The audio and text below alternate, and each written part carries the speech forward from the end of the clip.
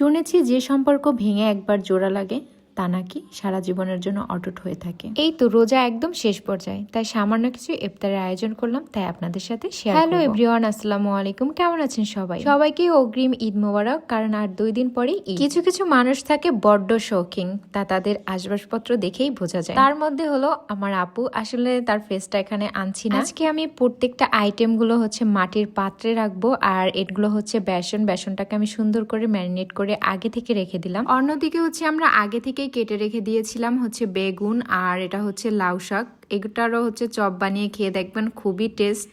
কি এটা দেখে কেউ কিছু মনে পড়লো? ওই যে মধু রসমালাই, সেটা আজকে হচ্ছে সেই মধু আর রসমালাই দিয়ে হচ্ছে আমরা আজকে জুস বানাবো। তাই আমি সুন্দর করে আলতো হাতে এটাকে ছোট ছোট পিস করে নিচ্ছিলাম। ব্লেন্ডারের ভিতরে ছেড়ে দিয়ে কয়েক ঘুরলি দিয়ে বানিয়ে নিলাম বিশাল মজাদার এক তরমুজের শরবত। আমি মনে করি এই তরমুজের শরবতটা প্রায় ম্যাক্সিমাম মানুষই তৈরি করে, আসলে খেতে কিন্তু হ্যাভি টেস্ট লাগে। অন্যদিকে আপু আবার হচ্ছে একটা শরবত করে নিয়ে আসছে। আসলে এটার মেনু আমি কিছুই জানি না, কিন্তু খেতে খুবই টেস্ট। আর এই শরবতটার হচ্ছে যদি কেউ মেনু জানতে চান তাহলে হচ্ছে আপুকে অবশ্যই নক করবেন। কিউট একটা পাত্রে হচ্ছে আমি কিছু ক্যাপসিকাম রাখলাম, কারণ এই ক্যাপসিকাম গুলো দিয়ে হচ্ছে চপ বানানো হবে। যারা হচ্ছে ক্যাপসিকামের চপ না খেয়েছেন তারা একবার হলে ট্রাই করে দেখবেন, সেই স্বাদ। ইফতারির জন্য হচ্ছে একটা পাত্রে সবকিছু মুড়ি মাখানোর জন্য কেটে রাখা হয়েছে। এখানে পেঁয়াজ, টমেটো, আর এই যে দেখছেন এটা হচ্ছে মালবেরি ফল। এটা কিন্তু খেতে খুবই মজা। সবকিছু কেটে রেডি করা হয়ে গেছে, এবার তো ভাজার পালা। এইগুলো সব হচ্ছে আজকে ইন্ডাকশন চুলায় ভাজবো। আর ফ্রাই প্যানের ভিতরে হচ্ছে আমরা তেল দিয়ে নিলাম ভাজার জন্য।